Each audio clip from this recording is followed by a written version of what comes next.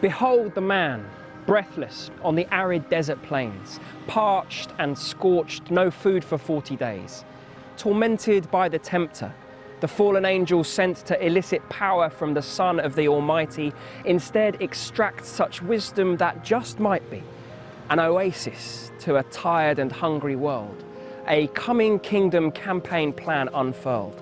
Words spoken by the Word when at his weakest, words from the wilderness to feed and teach us. You cannot live on bread alone, says Jesus, but on each word that God our Father feeds us. Can words sustain a hungry world in need? What good are words when there's no food to eat? Can words quench thirst? Can words bring satisfaction? I thought words were useless without action. Words hardly help the starving child in Yemen. Yet words we wield to storm the gates of heaven, pen letters to our local politicians, campaign for aid instead of more munitions. You cannot live on bread alone, says Jesus, but on each word that God our Father feeds us. The world has food enough to feed each mouth. Our distribution systems cause us doubt and drought and flood and inequality, and so we're left with words to try to breach the divide, words to find a better way to a fairer world, words of rage to turn the page and tackle starvation, words of hope that widen our scope so that we see a life in Malawi is equal to an Instagram celebrity in New York City, #blessed.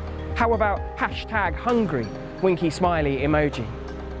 You cannot live on bread alone, says Jesus, but on each word that God our Father feeds us. See, even in the wilderness, as the dusty, sandy air parched the throat of the Messiah, Jesus' desire was not for water, but for words, sustenance in Scripture. What a picture of a spindly man he must have been, starved half to death and yet refusing bread, denying leaven, choosing instead the very words of heaven. You cannot live on bread alone, says Jesus, but on each word that God our Father feeds us. Can words sustain a hungry world in need? You see, with God, word is action indeed. That's why he sent the word in human form, grace with a face, compassion to perform upon a hungry crowd with meager fish and loaves. He gave God thanks, they ate, they had leftovers. And the bread that was his body, he gave up. But the word that is his heart never dries up. Instead it goes and it flows, like poured out wine, that drink divine, to us and through us and beyond, so that a tired and hungry world can be revived and fed. You cannot live on bread alone, says Jesus, but on each word that God our Father feeds us.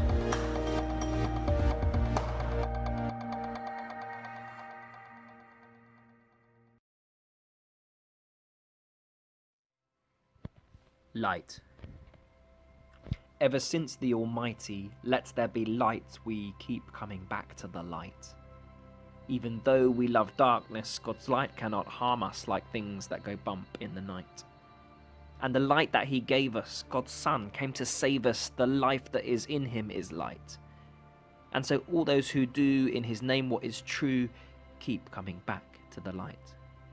We can be Nicodemus, who visited Jesus, sought light in the dark of the night. Or we can stand in the sun, be exposed by the sun, and proclaim, in his light we see light. In Jesus is life, and that life is the light, so we keep coming back to the light.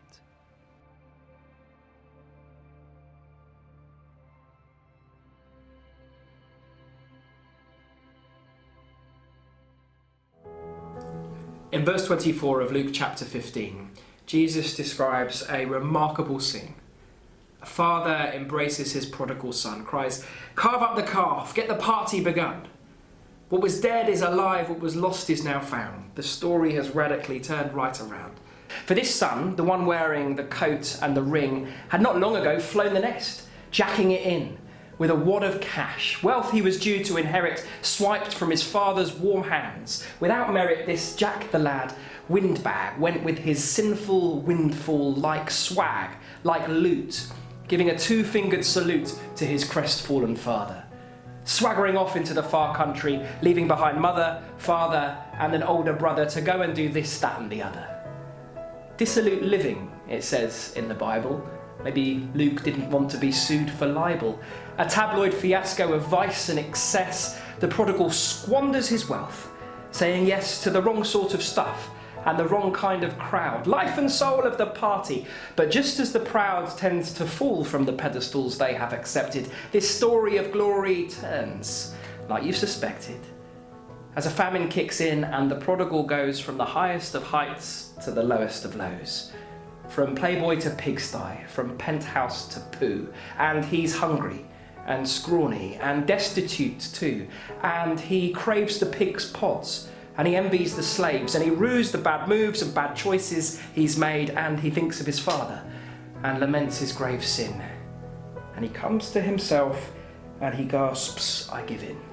I will go to my father and fall at his knees, and I'll say, I have sinned against you, Father, please take me into your household, and I'll be a hired hand, and I'll wait at your table, and I'll work on your land. But a hand puts paid to his pre-prepared speech. It's his father's. It's trembling, and slowly it reaches across the divide, lifts his son to his feet with a tear in his eye, and my heart skips a beat when I think of the look on the prodigal's face. An improbable story of radical grace. What was dead is alive. What was lost is now found. A story God radically turns right around. And if this is a story of what God is like, we can look for that grace in a climate school strike, or a coffee cooperative, an extraordinary gift, or the strangers we see on the bus, in the lift, on the streets, at the market. You know, we can be the great transformation we're longing to see. What was dead is alive. What was lost is now found. With God's all, we can radically turn things around.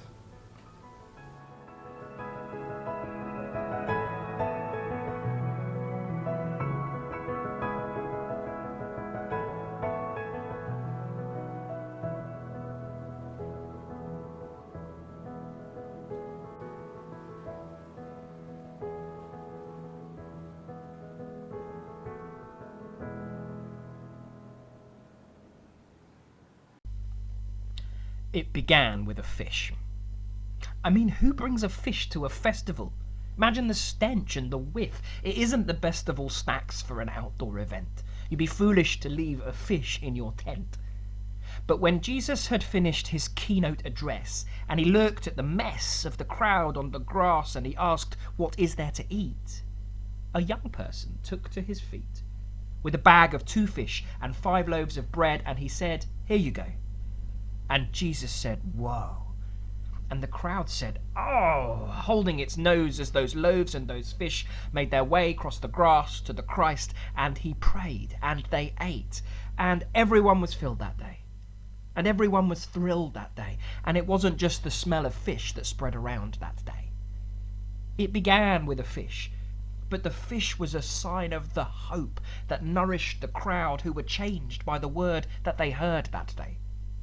As Jesus took the ordinary gifts of an ordinary youth and transformed fish and loaves into extraordinary truth, and extraordinary hope into a miraculous, memorable meal, and he'll do the same, not just with fish, but with you, if you trust in his name.